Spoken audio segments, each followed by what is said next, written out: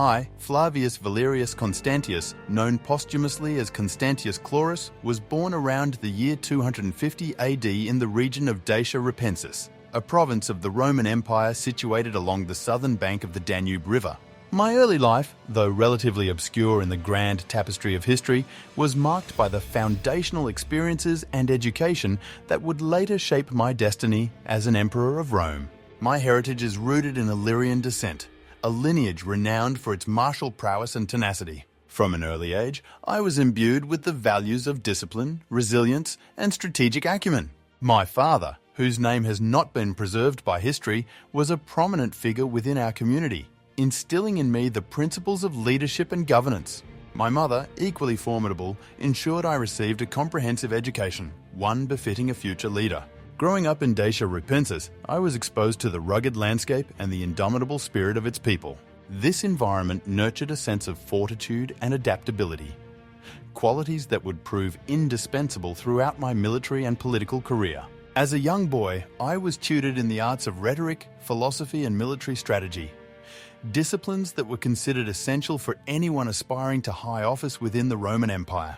One of my earliest memories is of my father teaching me the significance of Rome's legacy and the importance of maintaining the empire's stability and prosperity. He would often say, "To lead Rome is to shoulder the weight of the world." These words resonated deeply within me, fueling my ambition and guiding my actions as I matured. My path to greatness was further cemented through my military training.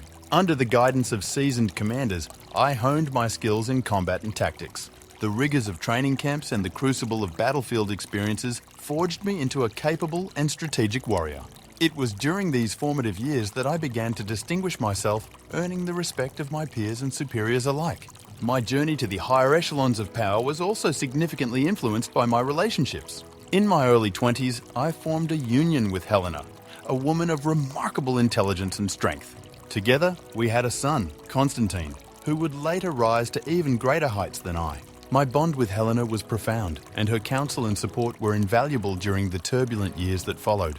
However, political alliances necessitated a change in my personal life.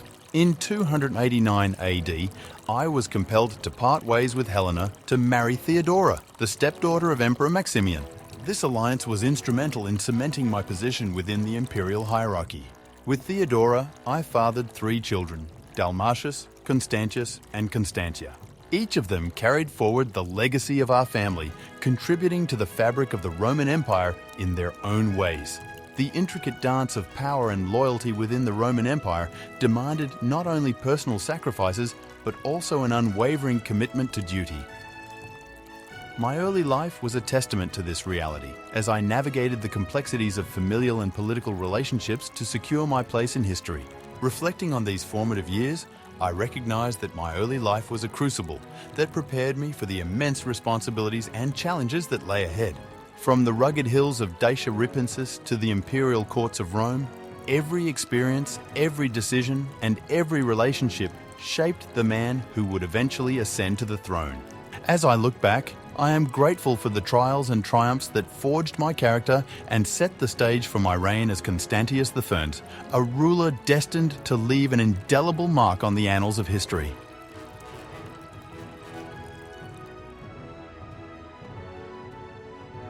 The year was 293 AD, a turning point in my journey. It was then that Emperor Maximian, recognizing my capabilities and loyalty, adopted me and granted me the title of Caesar. This pivotal moment marked my formal entry into the highest echelons of Roman power, and my life changed irrevocably. As Caesar, I was now part of the tetrarchy, a novel system of governance conceived by Diocletian to stabilize and strengthen the sprawling Roman Empire. My ascension to the throne was not a solitary endeavor.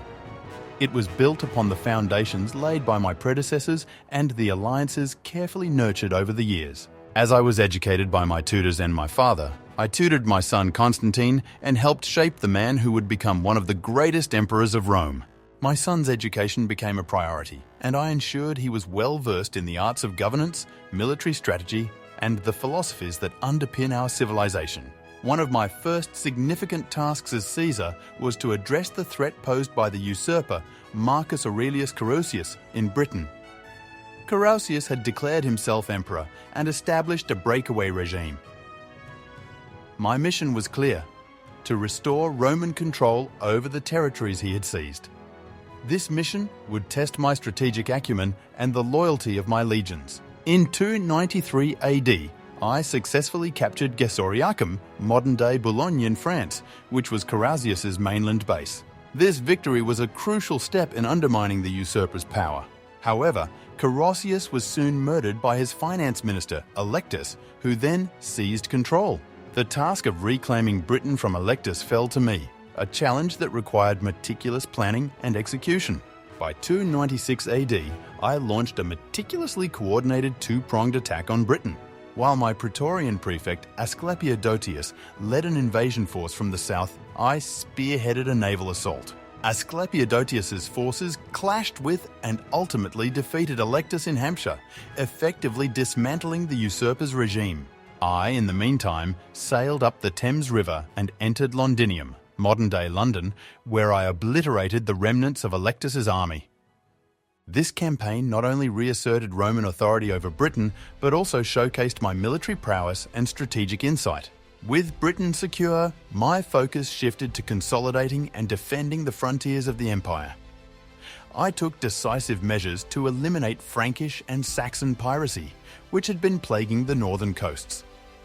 Strengthening the frontier defences was paramount, and my efforts in this regard helped stabilise the region and ensure the safety of Roman provinces.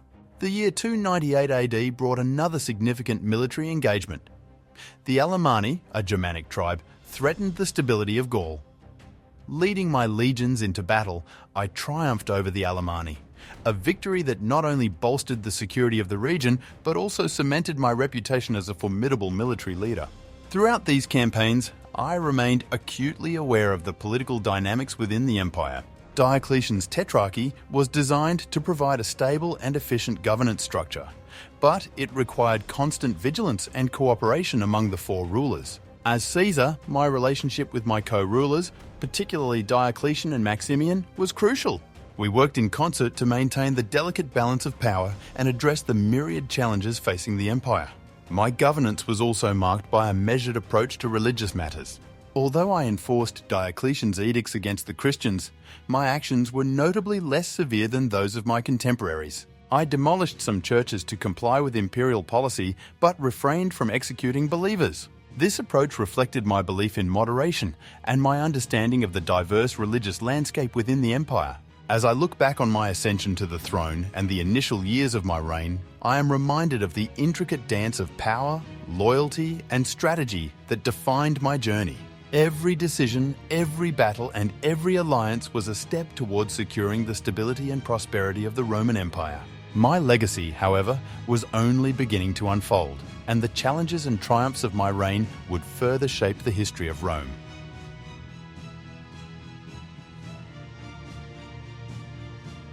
As the dawn of the 4th century unfolded, my responsibilities within the Roman Empire expanded significantly. In 305 AD, following the abdication of Diocletian and Maximian, I ascended to the position of Augustus, the senior emperor in the West. This transition marked the beginning of a new chapter in my reign, one characterized by both formidable challenges and significant achievements. One of my primary concerns as Augustus was maintaining the stability and security of the western provinces. The frontiers of the empire were under constant threat from various barbarian tribes, and it was imperative to fortify our defences and ensure the loyalty of the legions stationed along these borders. My military background proved invaluable as I led numerous campaigns to repel invasions and secure our territories. In 305 AD, my attention turned to the northern borders, where the Picts and Scots of Caledonia, modern Scotland, posed a persistent threat. The stability of Britannia, a province I had previously fought to reclaim, was once again in jeopardy. Leading my troops with determination, I launched a series of military campaigns to subdue these restless tribes. The harsh terrain and relentless resistance of the Picts tested the mettle of my legions, but our perseverance ultimately secured a hard-won victory. This campaign not only safeguarded the northern frontier, but also reinforced Roman authority in Britannia. My reign was not solely defined by military endeavours. Governance and administration were equally crucial to the well-being of the empire. I took measures to improve the infrastructure of the provinces, ensuring that roads, fortifications, and public buildings were maintained and enhanced. The prosperity of our cities and the efficiency of our administration were vital components of a stable and thriving empire. Despite my efforts to maintain order and stability, the internal dynamics of the tetrarchy presented ongoing challenges. The system designed by Diocletian to provide a balanced distribution of power required constant negotiation and cooperation among the rulers. My relationship with Galerius, the Eastern Augustus, was particularly significant. While our alliance was primarily cooperative, there were moments of tension and disagreement that needed careful management to avoid destabilizing the delicate balance of power. One of the most pressing issues during my reign was the treatment of Christians. Diocletian's edicts against Christians had initiated a period of intense persecution, aimed at consolidating the traditional Roman religious practices and curbing the growing influence of Christianity. However, my approach to this policy was notably more lenient. While I complied with the directives to a certain extent, my enforcement was far less draconian. I demolished some churches to demonstrate compliance, but I refrained from executing Christians. My relatively mild stance earned me a reputation for clemency and pragmatism. Amidst the complexities of governance and military campaigns, my personal life remained intertwined with my duties as a ruler. My relationship with my children, particularly Constantine, was a source of great pride and responsibility. I continued to mentor Constantine, instilling in him the principles of leadership and governance that I had learned from my own experiences. As I tutored him in his youth, he now stood poised to inherit the mantle of leadership. My bond with Constantine was not merely that of a father and son, but of a mentor and protege, preparing him for the immense responsibilities that lay ahead. The culmination of my efforts as Augustus came in 306 AD during a campaign against the Picts in northern Britain. Despite our successes, the harsh conditions and the toll of constant warfare began to take a significant toll on my health. On July 25th, 306 AD, in the city of Eboracum, modern-day York, I succumbed to illness. My passing marked the end of an era, but it also heralded the beginning of a new chapter for the Roman Empire. My death was not the conclusion of my legacy, but rather the catalyst for its continuation. In the aftermath of my passing, my troops, loyal and steadfast, proclaimed Constantine as Augustus. This declaration set the stage for a transformative period in Roman history, one that would see the rise of Constantine the Great and the eventual establishment of Constantinople as the new capital of the empire. Reflecting on my reign, I am filled with a sense of accomplishment and pride. The challenges I faced, the battles I fought, and the decisions I made were all driven by a singular vision: the stability and prosperity of the Roman Empire. My legacy would ultimately be defined not only by my achievements, but by the enduring impact of my progeny and the continued strength of the empire.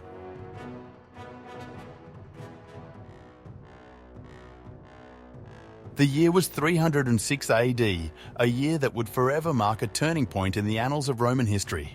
As I lay in my quarters in Eboracum, the weight of years and the strains of ceaseless campaigns bore heavily upon me. The chill of the northern winds seemed to seep into my very bones, sapping the strength that had carried me through countless battles and political intrigues. My health, once robust and unyielding, had begun to wane, and I could feel the end approaching. In the early months of that year, we had embarked on another campaign against the Picts, whose persistent raids threatened the stability of Britannia. Leading my legions through the rugged terrain of northern Britain, I pushed forward with the determination and resolve that had defined my reign. However, the harsh conditions and relentless pace of the campaign took their toll, and I found myself increasingly weakened by illness. By July, it was clear that my condition was deteriorating rapidly. The physicians, skilled though they were, could do little to halt the progression of my ailment. My thoughts turned frequently to my son Constantine, who had accompanied me on this campaign. I had always envisioned a smooth transition of power, ensuring the stability of the empire through careful planning and the mentorship of my successor. As my strength ebbed, the urgency of securing Constantine's future weighed heavily on my mind. In those final days, I summoned Constantine to my side. Despite the weariness in my body, my mind remained sharp, and I imparted to him the wisdom and insights gained from a lifetime of leadership. "Constantine," I told him, "the empire's future now rests upon your shoulders. Lead with wisdom, strength, and compassion. remember the lessons of the past, and forge a path that will ensure the prosperity and stability of Rome. Constantine, ever attentive and dutiful, absorbed my words with a solemn expression. His presence brought me comfort, knowing that he was prepared to take on the mantle of leadership.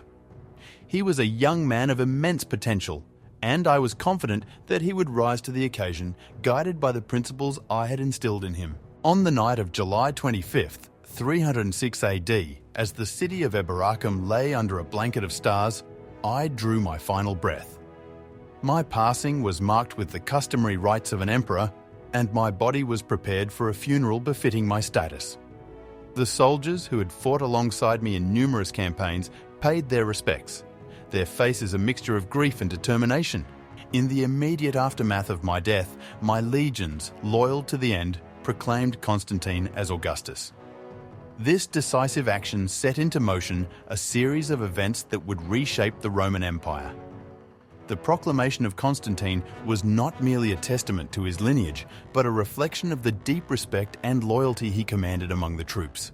As news of my death spread throughout the empire, it became clear that a new era was beginning. My legacy, intertwined with the rise of Constantine, would continue to influence the course of history. The transition of power, though marked by sorrow, was also a moment of hope and renewal for the empire. Constantine, now bearing the title of Augustus, took on the immense responsibilities with a vigor and vision that promised great things for Rome. His subsequent actions would lay the foundations for the establishment of Constantinople, the Christianization of the empire, and numerous reforms that would leave an indelible mark on history. Reflecting from beyond the mortal realm, I take pride in the legacy I left behind. My reign was characterized by military triumphs, measured governance, and the nurturing of a future leader who would surpass even my achievements. My death, though a moment of transition, was the beginning of a new chapter for Rome, one that would see the empire flourish under the guidance of my son, Constantine the Great.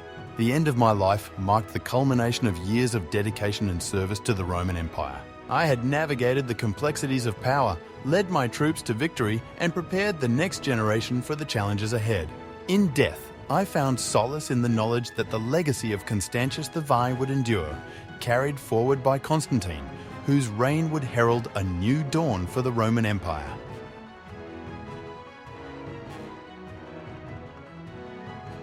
As I departed from the realm of the living on that fateful night in 306 AD, the legacy I left behind began to take shape, sculpted by the hands of time and the actions of those who followed. My contributions to the Roman Empire and the pivotal role I played in its history continued to resonate through the ages, not least through the monumental reign of my son, Constantine the Great. My legacy is intertwined with the stability and security I brought to the western provinces during a time of considerable upheaval.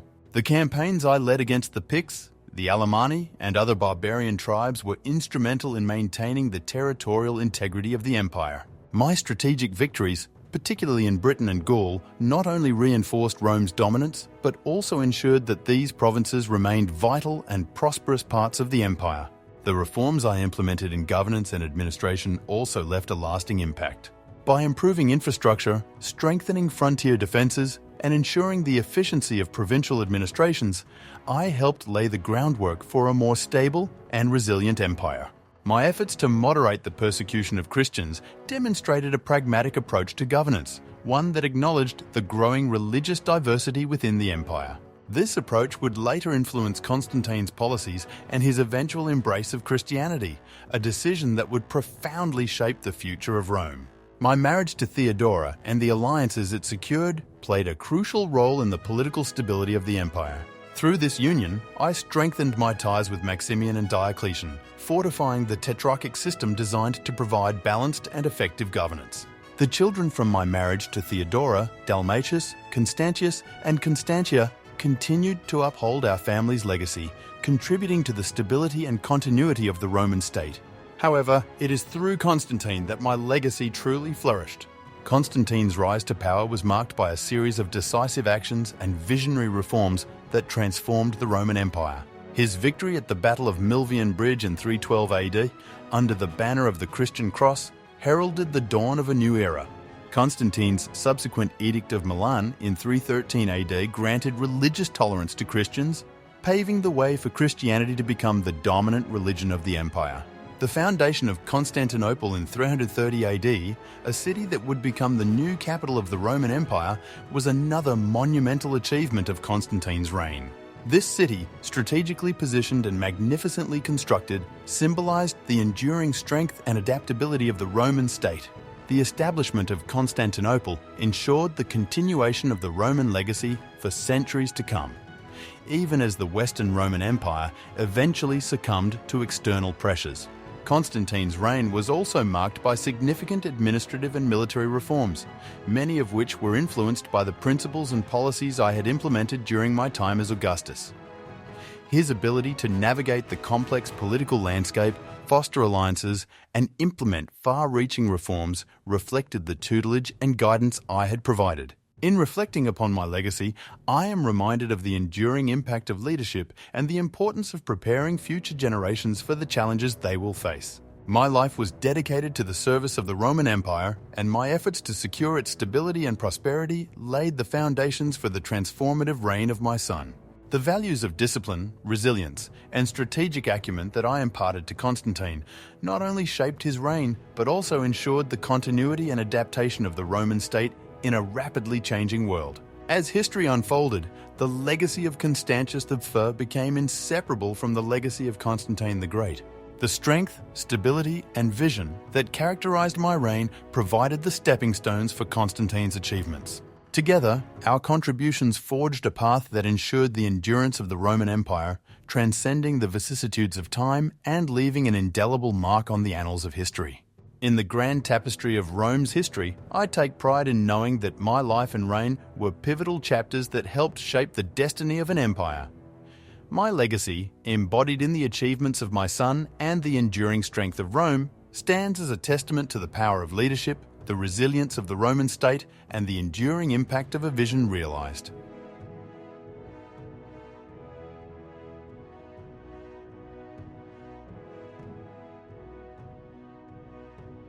Thank you for watching.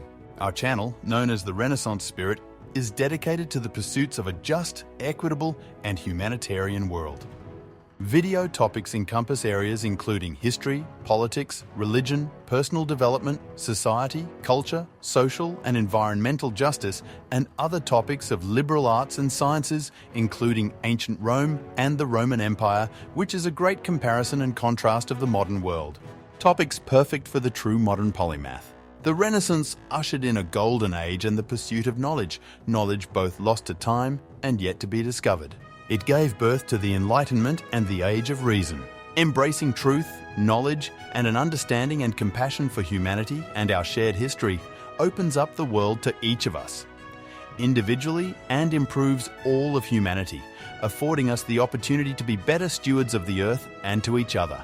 The Renaissance spirit, more than just a philosophy or style, but a style for living, learning, growing, and thinking. Please subscribe, turn on notifications, and share.